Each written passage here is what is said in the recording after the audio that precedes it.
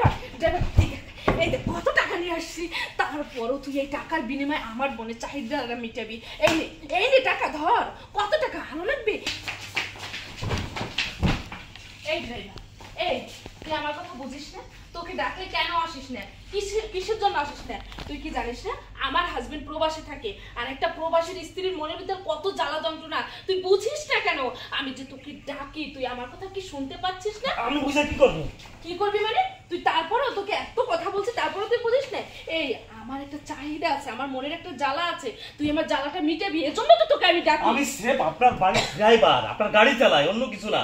শোন, তুই অন্য কিছু করবি না, কিন্তু আমার সঙ্গে আমার মনের জ্বালা, আমার মনের চাহিদা এটা তোর মিটাতে হবে। আর কে মিটাবে বল? আর তো কাউকে আমি দেখছি না। তুই একলাই শুধু পারবি আমার মনের জ্বালাটা মিটাতে। কয়টা টাকা মাইনা দিয়ে আপনি আমারে কিনে নিয়েছেন একবারে? তুই টাকার কথা বলছিস? তোর কত চাই, কত লাগবে? তুই এক সেকেন্ড দাঁড়া, আমি আসছি। ড্রাইভার এই দেখ কত টাকা নিয়ে আসছি, তারপরও তুই এই টাকার বিনিময়ে আমার বোনের চাহিদা মিটাবি। এই নে টাকা ধর, কত টাকা আরো লাগবে? এই না আরেক বান্ডিল, কত বান্ডিল লাগবে, কত চাই? আমার স্বামী বিদেশ থেকে ডলার পাঠায়, ধর কত টাকা, তারপর তুই আমার মনের চাহিদাটা মিটিয়ে দে। আর কত চাস? আরো যদি চাস আমি আরো ব্যাংকে থেকে উঠিয়ে দিব, তারপর তুই আয় না আমার কাছে। বাংলাদেশ ব্যাংকের সব টাকা আমার নামে লিখে দিল, এই কাজ আমি করতে পারবো না। তার মানে তুই পারবি না? মানে তুই কেন পারবি না? তুই একটা পুরুষ মানুষ, তোকে আরো বেশি টাকা দেবো, তুই কেন বুঝিস না আমার কথা? আমার যে আর পারতেছি না আমি। চল না। আপনি যদি কর না আমারে, হ্যাঁ, দেশে যত ব্যাংক আছে ওই ব্যাংক ডাকাতি করে সব টাকা এনে আপনার পায়ে ফেলাইতে আমি তাও বলবো, কিন্তু এই কাজ আমি করতে পারবো না। তোকে করতেই হবে। পারবো না। এই কেন পারবি না? তুই কি পুরুষ না? তুই পুরুষ হয়ে কেন একটা মহিলার জ্বালা মিটাতে পারবি না? তার মানে তুই কি হিজলা নাকি? হ্যাঁ আমি হিজলা মানে কি? তোর তো দেখি সবকিছু ঠিক আছে, কিন্তু তারপরে তুই হিজলা কিভাবে হয়? তুই হাসছিস কেন?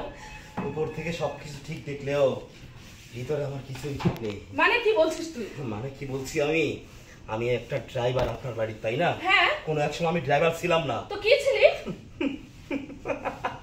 কোনো একটা সময় আমি কোনো একটা শহরে ডন ছিলাম। মানে এটা কি বলছিস? ডক্টর ছিলাম। সেটা কি? ক্যাডার ছিলাম। মানে কি পাগল হয়ে গেছিস? আপনার মতো সুন্দরী মহিলারা আমার দেখলে না সবাই ভয়ে দরজা আটকাইতো, কিন্তু আমার ঘরে তোর আসতেই হবে। আমার নজর যেই সুন্দরী মেয়েদের দিকে, যেই নতুন বধূ, স্কুল ছাত্রী, ছোট বাচ্চা মেয়ে, যার দিকে আমার নজর একবার যেত তাদেরকে আমি না খেয়ে ছাড়তাম না। কিন্তু জানেন কি? একদিন ছোট্ট ফুটফুটে 5 বছরের একটা মেয়ে, তার চেহারা ফুলের মতো পবিত্র, আর আমি ওর উপরে আমার নজর গেল। ওর উপরে আমার নজর যাওয়ার পরে আমি ওই পবিত্র ফুলের মতো মেয়েটাকে নিয়ে বাঁশ বাগানে চলে গেলাম। তারপর চলে যাওয়ার পরে আমি তাকে অপবিত্র বানিয়ে দিলাম। তো সেটাই তো আমি চাচ্ছি, আমার সঙ্গে সেটা হোক। কিভাবে হবে? কেন? ওই মেয়েটাকে অপবিত্র বানানোর পরে এলাকাবাসী সব খেপে গিয়ে আমাকে ধরে নিয়ে জুতার মালা গলায় দিয়ে গণপিটনে দিয়ে আমার পুরুষ অঙ্গটা ক্যাসাং করে কেটে দেয়। এটা কি বলছিস তুই? তারপর থেকে ওই মহল্লা, ওই এলাকা ছেড়ে অনেক দূরে এসে আমি আপনাদের বাড়িতে ড্রাইভারি করছি। আর ড্রাইভারি করার চেয়ে চাকরগিরি করা অনেক ভালো। কিন্তু কেন ড্রাইভারি করছি জানেন? কেন? আমার পাপের শুধু প্রায়শ্চিত্ত করছি। আমি পাপ করছি, সেই পাপের প্রায়শ্চিত্ত করছি হিজলা হইয়া, পুরুষ অঙ্গবিহীন। আমি পুরুষের মতো অভিনয় করে বেঁচে আছি।